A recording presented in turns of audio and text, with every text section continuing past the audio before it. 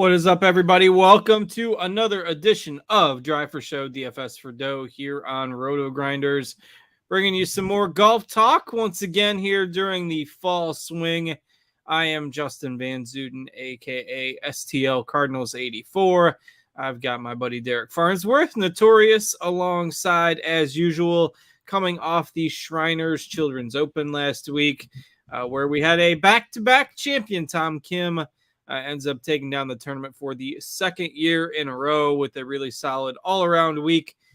No bad rounds on his card, 67 or better in all 4 rounds. Finishes the week at 24 under par and takes home the trophy. So I know we talked about him as the top option on the show last week, and we'll see if we can get maybe another back-to-back champion this week. We'll see. But Noto, how's it going? It's going good. Had a lot of Tom Kim. Unfortunately, had a lot of Andrew Putnam, Mark Hubbard, so that ended up hurting me in DFS. But yeah, I thought we had some good calls on the show last week, and now we get my probably favorite fall swing event. Going to Japan, you get some primetime golf, and yeah, in my part of the world, it's getting colder and darker, so I always like watching sunny, warm golf on TV. Yeah, it's winter is approaching. It seems like we've just, kind of skipped over fall. We went from like 90 degrees here in Illinois to now it's, 35 in the morning. So I don't know. We're down to like 2 seasons or something right now. But that makes it easier to, stay indoors. And it's obviously a busy time of year on the sports calendar. We've got football in full swing. We've got hockey in full swing. We've got basketball starting up in like a week. We've got golf, of course, still going on for a while. So one of the busier times of the year in terms of how many sports are going on at once. Baseball playoffs, of course, winding down. We've got the World Series coming up as well. So always a good time to check us out at rotogrinders.com. Get yourself a premium subscription. Good bang for your buck if you get all that combo package at this time of year. So yeah, last week, otherwise, there was, I thought after the first day, there was going to be a pretty good weather split. But the course ended up being, tougher in the morning, both days. So it ended up not being super extreme, kind of the opposite of what we usually see. Usually you see winds kick up in the afternoons, but, it was kind of a weird tournament where you saw tough scoring the first 2 days, earlier in the day. Just the way it all shook out. But, other takeaways from last week's event for you, of course, other than Tom Kim with the old back-to-back victories there.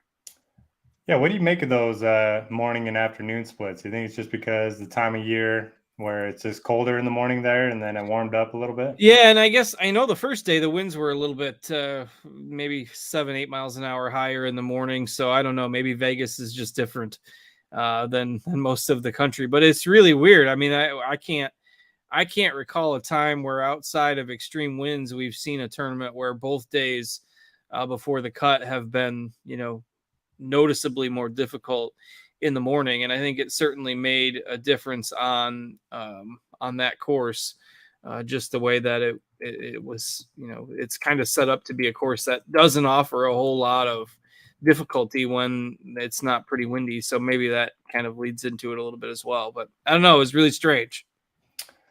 Yeah, it was strange. In terms of other thoughts, it was fun watching Isaiah Salinda and Callum Tarrant on Saturday. I think they shot a best ball 56 between the two of them, which was pretty fun to watch. Didn't have either in showdown, but Callum Tarrant's one guy that we like to target a lot on the show. Another good finish from Cam Champ. He had some encouraging quotes as well, saying his game's in a good spot. He feels like he just wants to go out there and have fun rather than put so much pressure on himself. So we'll talk about him a little bit more later.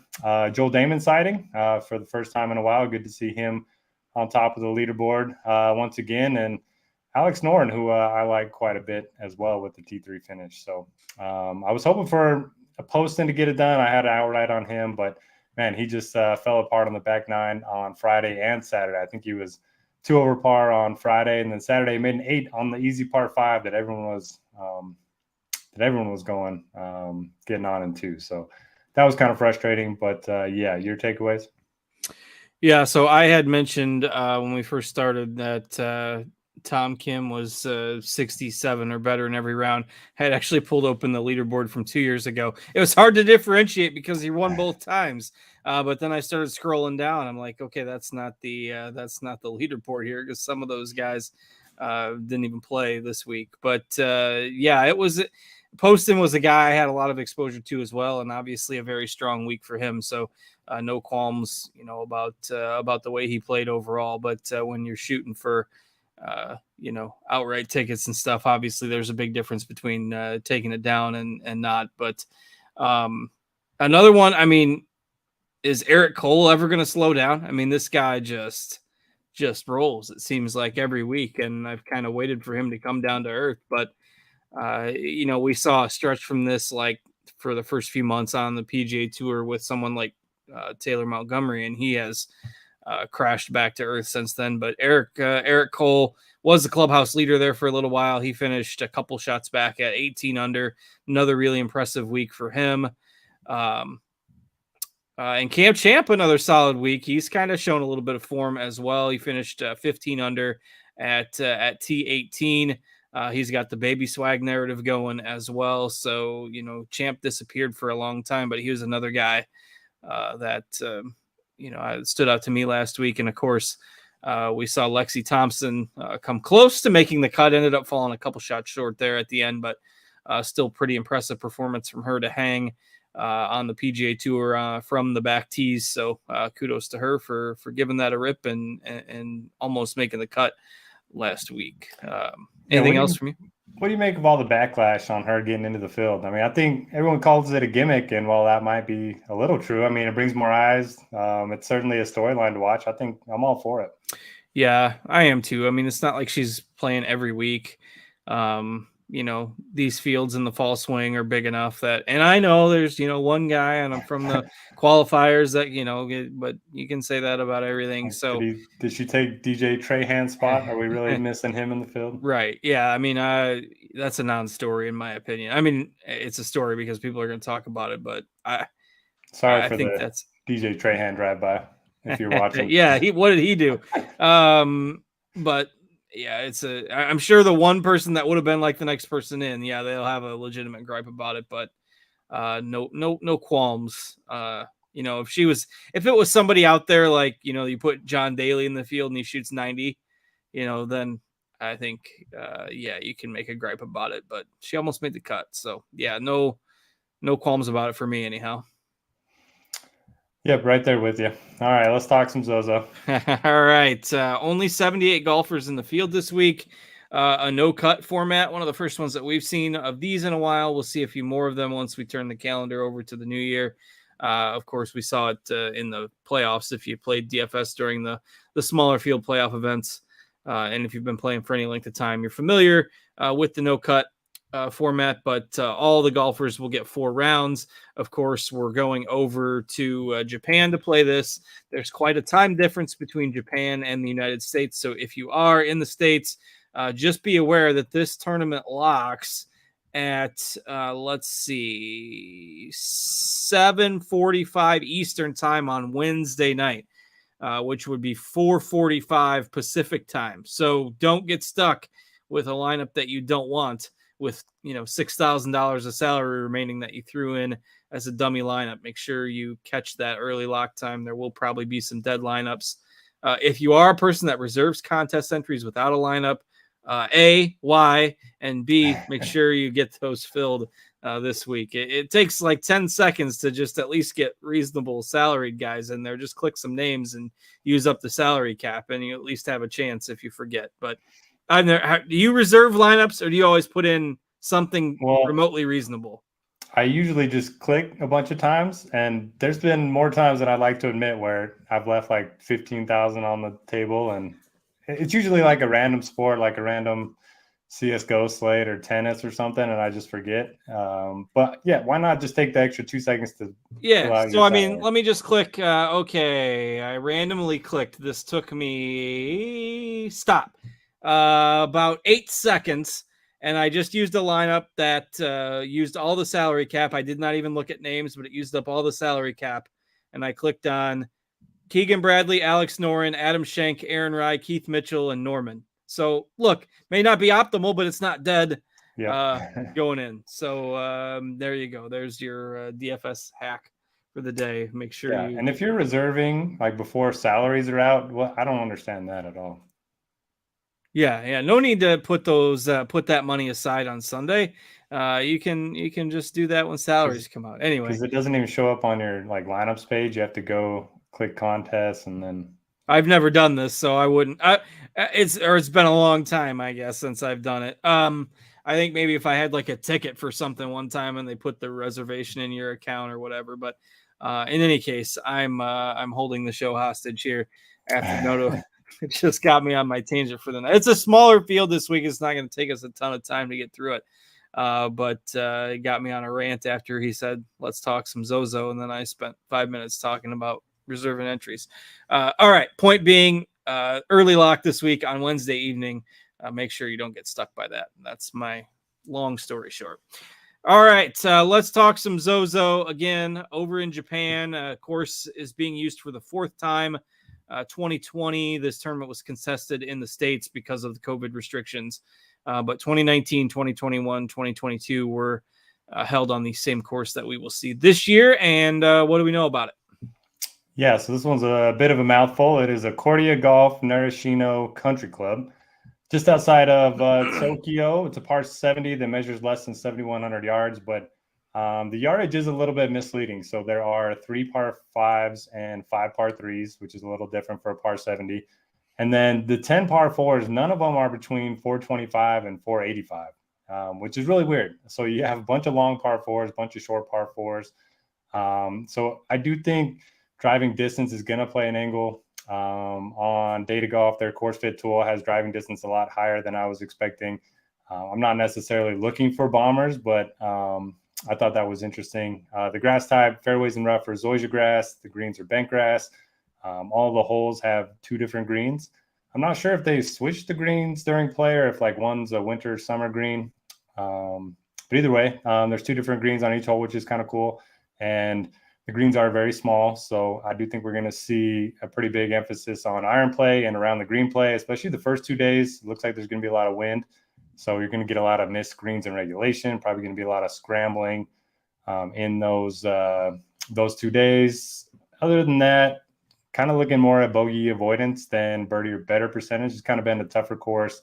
I think the winning score probably in the 11 to 15 under par range. That's kind of what we've seen the last 3 times they played here, and then add in the wind.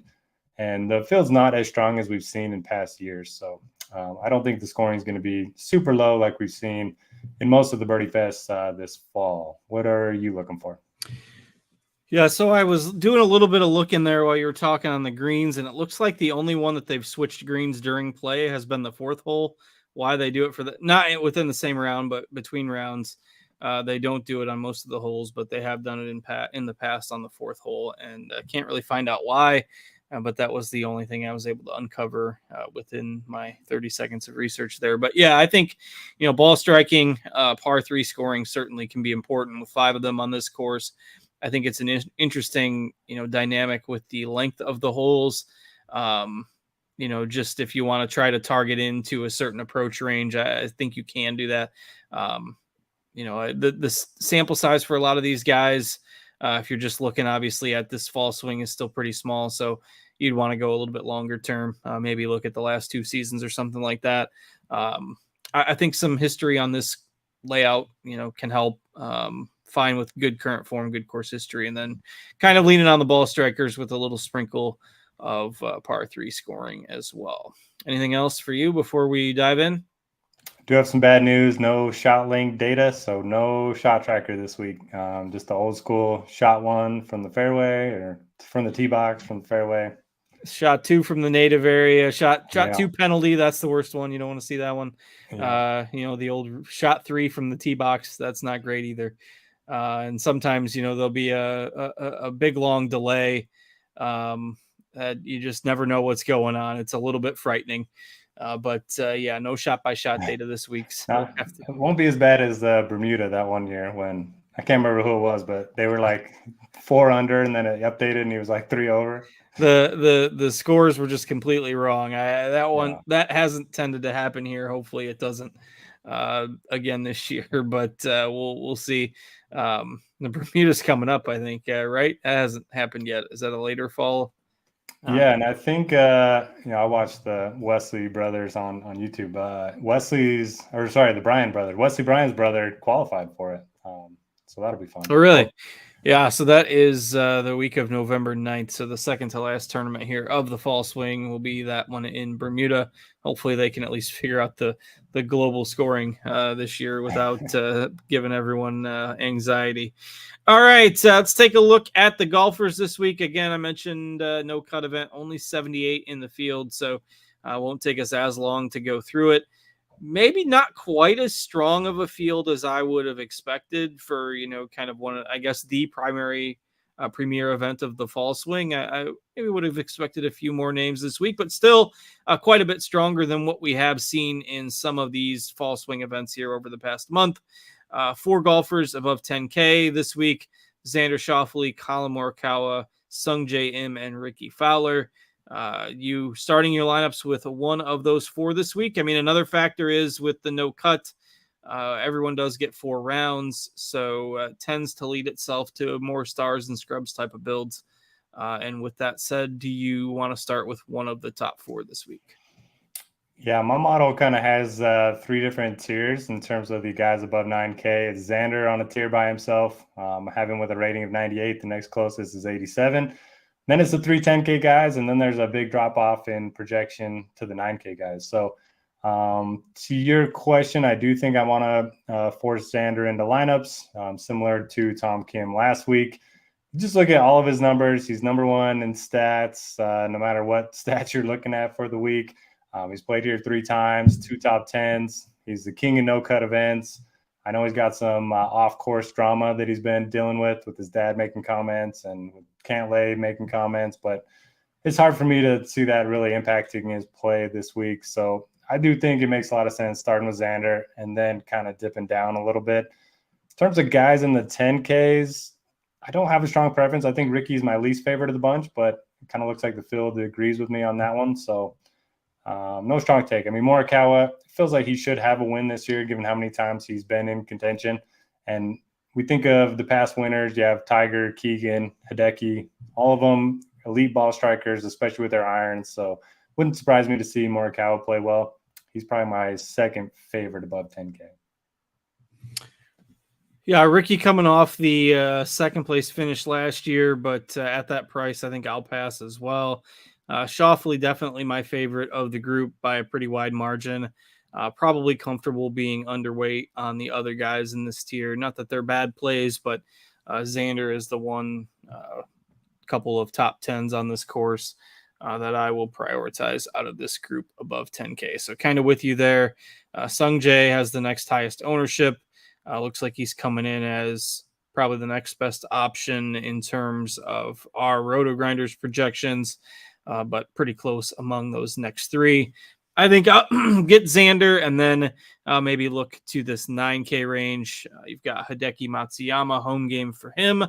He's also got a win and a second on this course. You've got Cameron Davis, who has been spectacular over the last couple of months, who I really like this week. You've got Keegan Bradley, 13th, 7th, and then, of course, a win on this course. He tends to play the same course as well, so I think definitely some strong options here in the 9K range. I will go with maybe Davis, then Bradley, then Hideki for me in that order in the 9Ks, but I like all 3 of those guys. So your thoughts on the 9K range? Yeah, I don't have a strong reason for it, but I think I'm going to be underweight on all the guys that have really good course history, which is a little scary, which is Hideki, Keegan, and Theegala. Theegala's coming off of a win. Don't know how he'll react to that. Keegan's probably a great play. This is the first event since the Ryder Cup. He's was out there grinding while his friends and were out there getting their butts kicked by Team Europe. So he's probably a good play at 9,200. But I like Cam Davis the best. Like you mentioned, he's been awesome. I think he has 6 top 10s in his last 7 starts or something like that. His off the tee numbers are great. His approach numbers are great. He tends to play par 70s really well. If you are playing the driving distance angle, nothing to worry about there because he's very long off the tee. So Yeah, I think Davis is my favorite, and no strong take on anyone else. I do think Minwoo Lee is interesting, just because he's one of those guys that hits the long irons well, and he played on the Asian tour last week and won. Not a lot of people probably realize that, since not a lot of those results are tabulated in most projections and stuff. So I think he could be interesting coming off of a win. All right, don't mind that call either. I think this range is pretty strong. And if you're not starting with the 10K plus guys, you can maybe get two of these guys to anchor your lineups, and feel pretty good about having some win equity. Obviously, guys who have played this tournament well in the past, and even some of those who haven't, have shown plenty of upside in recent months. So I think that's a solid strategy. Again, I prefer that generally in events where there's a cut, but even with the no cut format this week, I think it's fine. So as we go down into the next range, Eric Cole leads off the 8K range at 8,900. And probably, we got a small enough field, and he's been remarkable enough that we can just touch on Eric Cole individually here. But if you look at his results, and Eric Cole's a guy who's been playing basically every week since the early part of the summer. His last miscut was at the end of May at the Charles Schwab Challenge. Since then, 24th, 6th, 39th, that was at the U.S. Open. 24th, 42nd, 60th, 30th, 14th, 31st, 25th, 4th, 35th, and 3rd. So he's got, 3 finishes of 6th or better in there, a couple other top 20s, and hasn't missed a cut in almost 5 months, despite playing basically every week. For a guy who, just got his PGA Tour card for the first time at age 34. So, we keep waiting for the slowdown, and then he was really good again last week and was in the mix there. So and now you got a big, not necessarily bigger in terms of size, but a stronger field in terms of talent. And Eric Cole is priced at 8,900, whereas 6 months ago in this field, he'd have been 6K. Instead, he's 8,900, and we have him at like 20% ownership. So what are we doing here with this revelation that is Eric Cole? Well, I don't have him tagged this week, but I don't want to be underweight on him either, because you mentioned the form. If you look at the stats, they back it up too. He's top 5 in the field in approach, top 3 in birdie or better percentage. He's one of the best putters in the field, and he's top 10 in around the green. So the only thing he doesn't do well is drive the ball. That is a concern, but he's guaranteed 4 rounds, and he makes a ton of birdies. So yeah, I'm a little torn on that high ownership, but on paper, he looks like a great option. And I think he's the new Sung J M, right? Playing every week. Even we've heard in his off weeks, he goes and plays the mini tours, which is just crazy to me. He won $1 million at the Honda, and then a couple weeks later, he was out there grinding the mini tours for more wins. So yeah, I like Eric Cole. He's an easy guy to root for. He's going to be the rookie of the year. Pretty safe bet there. Other options, it looks like Lucas Herbert's not in the field, so they had to price up Keith Mitchell. Is that what we're doing here? I don't wonder why is he. Oh no! Now Keith Mitchell's catching strays. Boy, ever since I played him a couple weeks ago in that shootout event, and he went 27 holes without a birdie. Keith Mitchell and I are off each seeing other people here for a while.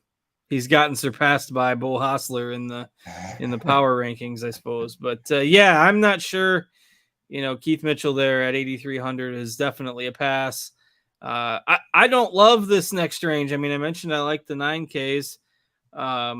Grillo, meh. Hostler feels like I'm catching that boat way too late. Norman has faded a little bit since his hot stretch over the summer. Højgaard, I suppose, is fine, but they're all just kind of fine. So until we get down, towards the bottom end of the 8Ks, is there somebody that we can feel confident in here after we get past Cole? I don't like the mid-range at all, but I do like the bottom end. I think Adam Svensson's been in great form, 4 top 20s in his last 5 starts. Alex Noren, who I mentioned at the top of the show, he gained 10.5 strokes tee to green at the Shriners. Ever since he went back over to Europe, kind of for the Open Championship and all that, he's been playing a lot better. And he's got so much experience playing worldwide that I think he's a pretty good setup for this course. Then I like Adam Schenk. He missed the cut last week, but it was on the number. He gained strokes ball striking, and he's been a top 10 machine. He has 7 top 10s since the start of March. He's played here 3 times, 3 for 3, no worse. Well, I guess everyone's 100% making the cut, but all in the top 30 is what I was trying to say. So Adam Schenk, Alex Noren, Adam Svensson, I think I'm going to be overweight on all 3. Yeah, I really like Noren. If you look at the stats from last week, Noren was at the top of the field in tee to green, and he was also first in par 3 scoring, which, I mean, a lot of the stuff that he was doing well last week is going to translate to this course.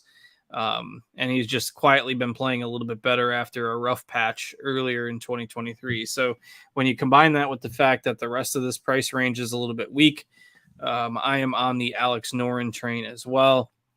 I like the Svensson call. He'll be a little bit more popular, but I would much rather play some of these guys right around 8K than the guys that are a little bit more expensive. So Noren would definitely be my favorite, probably Svensson second. Don't mind Schenk. Kind of in agreement with you on how to handle this lower part of the 8K range and get some exposure there.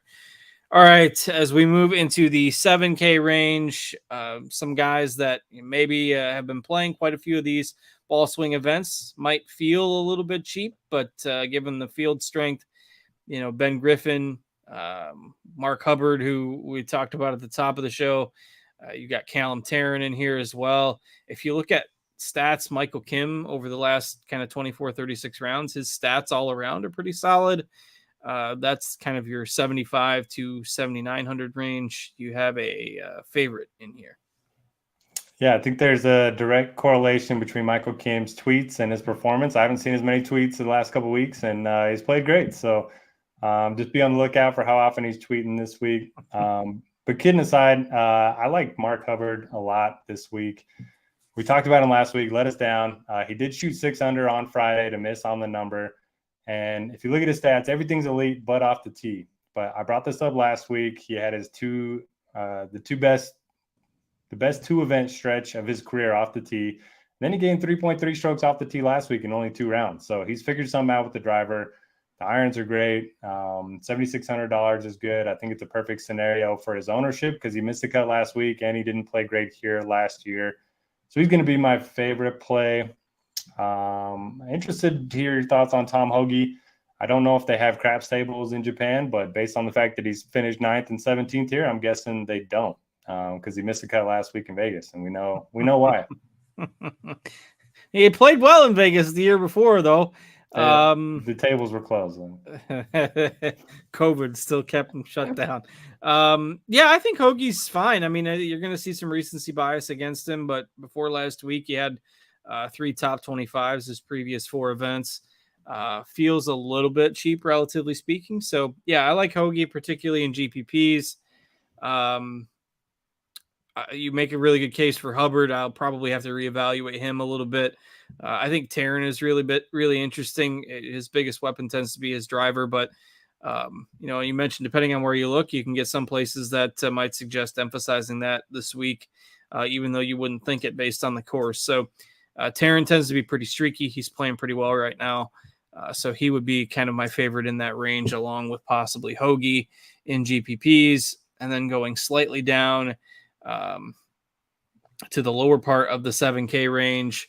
Akshay Bhatia, I think, again, is fine. I've been playing him a decent amount at low ownership for potential upside. I mean, I'd rather play him for ceiling than somebody like Nick Taylor or Kitayama or something like that. And the guy that's going to pop in projections is Ryo Hisetsune. I'm probably pronouncing that wrong, but 21-year-old that looks poised to get his PGA Tour card and has been playing really, really well. Was a DP World Tour winner a few weeks back. We've only got him at 8% ownership. I think that will probably go up as we get closer to tomorrow night. But what are your thoughts on some of the guys in the lower part of this range? Yeah, just so I don't butcher the name, I'm also on board with Rio. We'll just call him Rio to make it easier. If you look at his numbers from the PGA Tour, they're just not great because he's only had a handful of starts, and some of them were majors. But yeah, on the DP World Tour, he's pretty much gaining across the board, off the tee on approach, around the green, putting. You mentioned coming off of a win, finished T12 here last year. So he's my favorite play by far. I don't mind going back to Cameron Champ. We talked about, his recent, good play, the baby narrative, he's talked about being a lot happier on the golf course. So I think he's pretty good. Other than that, I don't have a strong take on anyone else. Takumi Kanaya is a name that we've seen pop up a lot over the years as a talented young guy. He finished 7th here in his debut in 2021. I think Sam Ryder is going to be popular, but I never seem to get on board with Sam Ryder. I don't know what it is. Yeah, and he's probably not for me here either. Rio, definitely my favorite play in here. Interesting to see the ownership on Champ all the way up to 17%. It is a no-cut event. We know he is going to make some birdies and be aggressive. And again, I mentioned that strong finish last week, so can't argue against that.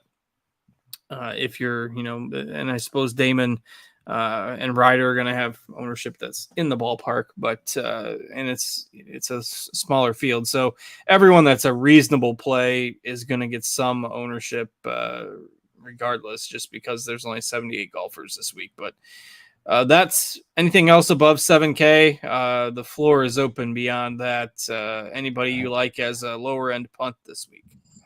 Nothing above 7K. We do have a couple new names in the chat, which is nice to see. Valves BTW says what's up. And then Jimmy Jack is asking about Hayden Buckley. Do you have any thoughts on him? Yeah, I think Buckley is interesting because he was a guy that was just kind of randomly chalk a few weeks back. I don't remember what his ownership ended up being, but I know he was projected as one of the highest owned values heading into that week. And it wasn't last week. It was the week before at the Sanderson Farm. So he missed the cut there. T64 last week. His form has faded quite a bit over the summer, but I think he's an interesting GPP flyer. I wouldn't play him if I was doing, maybe just 1 or 3 entries. Certainly wouldn't play him in cash, but I think he's an intriguing large field tournament play in a no-cut event. Yeah, I'm on board with him. Other guys I like, Cage Lee finally showing some life again. He gained 7.9 strokes ball striking at the Fortinet, gained 5.8 strokes tee to green last week, and ended up finishing in the top 10. Matthew Neesmith was like 1,000,000% owned last week, and now nobody wants to play him, even though he's played well at this course. So I don't mind going back to him. If you want to play some of the Asian guys that we don't see a lot, Kita Nakajima, a couple top 30s at this event. And the Vegas odds look pretty good for this price range. Don't have a strong – the lower guys are scary to me because everyone says, oh, everyone's guaranteed 4 rounds, but that's not a good thing if your guy's struggling out there.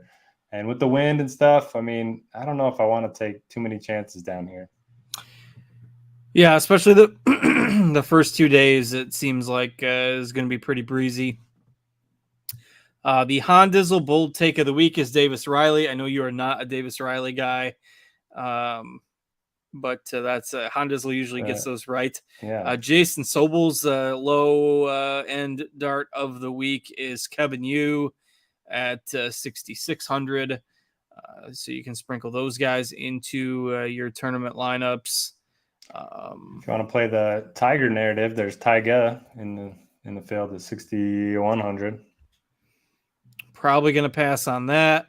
Okay. Let's see. I'm scrolling through the rest of the 6Ks. I don't see much else.